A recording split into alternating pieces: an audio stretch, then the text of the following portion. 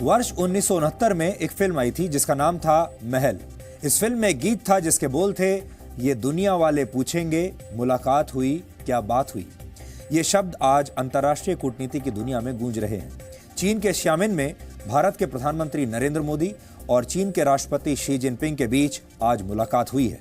दोनों के बीच काफी देर तक बातें भी हुई हैं और दुनिया वाले ये पूछ रहे हैं कि इस मुलाकात में क्या बात हुई। इसलिए आज हम इस मुलाकात की बात करेंगे और दोनों नेताओं के बीच जो बातें हुई हैं उनका एक छोटा सा विश्लेषण करेंगे। डोकलाम में लगभग 2.5 महीनों तक टकराव के बाद शियामिन में शी जिनपिंग ने प्रधानमंत्री नरेंद्र मोदी से हाथ मिलाया और दोनों नेताओं ने बंद कमरे में आमने सामने बैठकर एक दूसरे की आंखों में आंखें डालकर बातचीत की।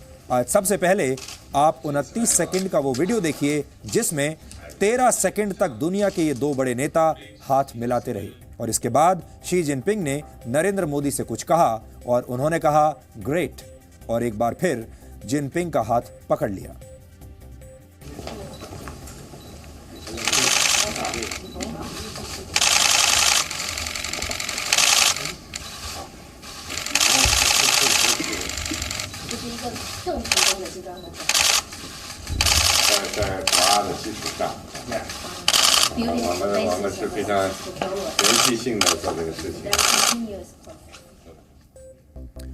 बॉडी लैंग्वेज को समझने वाले लोग इस तस्वीर को अलग अलग तरीकों से डिकोड कर रहे हैं, लेकिन द्विपक्षीय बातचीत से ठीक पहले दोनों नेताओं ने जिस अंदाज में हाथ मिलाया उसका संदेश यही था कि चीन और भारत के रिश्ते अब फिलहाल खराब नहीं है।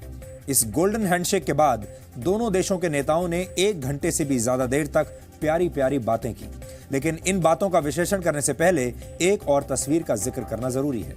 ये तस्वीरें उस वक्त की हैं जब ब्रिक्स समिट के आखिरी दिन सभी नेता एक मंच पर आए। यहां इमर्जिंग मार्केट्स और डेवलपिंग कंट्रीज के विषय पर चर्चा होनी थी। ध्यान देने वाली बात यह है कि इस दौरान चीन के राष्ट्रपति शी जिनपिंग बीच में चल रहे थे, जबकि उनकी दाईं तरफ रशिया के राष्ट्रपति व्लादिमीर पुतिन थे और बाईं तरफ भारत के प्रधानमंत्री नरेंद्र मोदी थे। आज भले ही नरेंद्र मोदी शी जिनपिंग के लेफ्ट साइड में थे, लेकिन डोकलाम विवाद के बाद कूटनीति के संदर्भ में भारत की स्थिति बिल्कुल राइट थी। ब्रिक्स के जॉइंट डिक्लेरेशन में पाकिस्तान द्वारा प्रायोजित आतंकवाद को शामिल करके भी भारत ने अपनी स्थिति मजबूत की है। हालांकि हमेशा की तरह इस बार भी पाकिस्तान ने ब्रिक्स के जॉइंट डिक्लेरेशन को रिजेक्ट कर दिया है और पाकिस्तान के रक्षा मंत्री ने कहा है कि आतंकवादियों के लिए कोई सेफ हेवन यानी सुरक्षित ठिकाना पाकिस्तान में नहीं है। अब यह देखना होगा कि इस पर चीन किस तरह की प्रतिक्रिया देता है, लेकिन आज पाकिस्तान ने जो प्रतिक्रिया दी है उससे ऐसा लगता है कि पाकिस्तान चीन से नाराज है।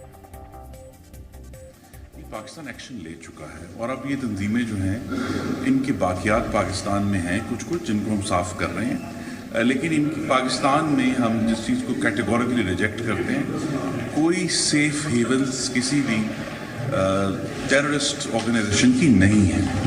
और इसीलिए जो है वो हम सब के लिए जो लम्हा फ़िक्रिया वो ये है कि खुद अमेरिका के जो इंस्पेक्टर जनरल हैं फॉर अफगान रिकन्स्ट्रक्शन, उनका एस्टिमेट ये है कि जो अफगानिस्तान के 407 ज़िले हैं उनमें से एग्जैक्टली 57% वो हैं जिनके ऊपर अफगान हुकूमत का असर या कंट्रोल है। ज़िले अफगानिस्तान के खुद अपने ऐसे हैं जहां हुकूमत का कंट्रोल नहीं है, तो वो तो पूरे 40% अफगानिस्तान गालिबन सेफ हेवन है।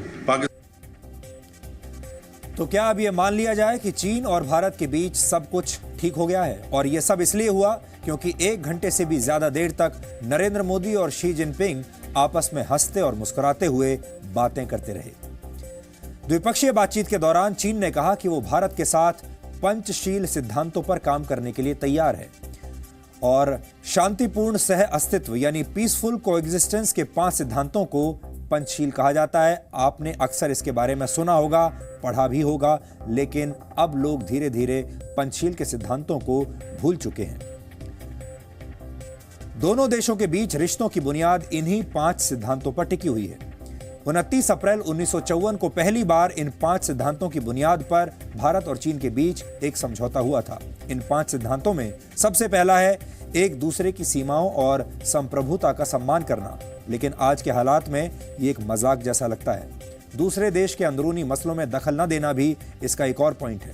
तीसरा पॉइंट है एक दूसरे पर हमला न करना, आपसी सहयोग और एक दूसरे के हितों को बढ़ावा देना और शांतिपूर्ण सह अस्तित्व की नीति पर अमल करना। यह है पंचशील के 5 सिद्धांत।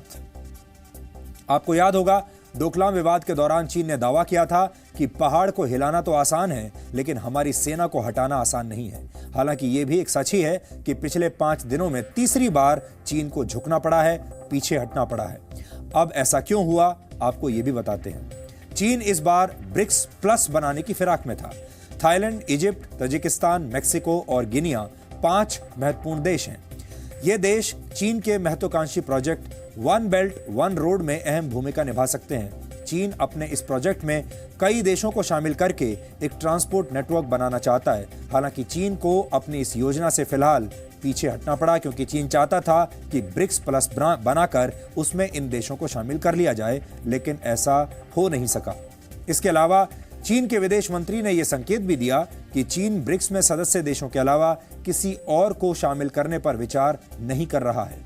चीन ये नहीं चाहता था कि इस बार के ब्रिक्स समिट में भारत पाकिस्तान द्वारा प्रायोजित आतंकवाद का मुद्दा उठाए, लेकिन ये भारत के दबाव का ही असर था कि ब्रिक्स के जॉइंट डिक्लेरेशन में जैश-ए-मोहम्मद और लश्कर-ए-तैयबा सहित कई आतंकवादी संगठनों का नाम बाकायदा लिया गया और इन संगठनों में से ज्यादातर पाकिस्तान में रहकर ऑपरेट करते हैं। और अब चीन को एक बार फिर से पंचशील सिद्धांतों की याद आ गई है। वैसे तो जो कुछ हो रहा है उससे हमें ज्यादा खुश होने की जरूरत नहीं है। पंचशील सिद्धांतों पर चलते हुए चीन माहौल को बेहतर बनाने की कोशिश जरूर करता हुआ दिख रहा है, लेकिन चीन का इतिहास बताता है कि वो कभी भी अपनी बात पर ज्यादा देर तक कायम नहीं रहता। इसलिए भारत को चीन के साथ दोस्ती तो निभानी चाहिए, लेकिन इस दोस्ती में शक की गुंजाइश भी छोड़ देनी चाहिए।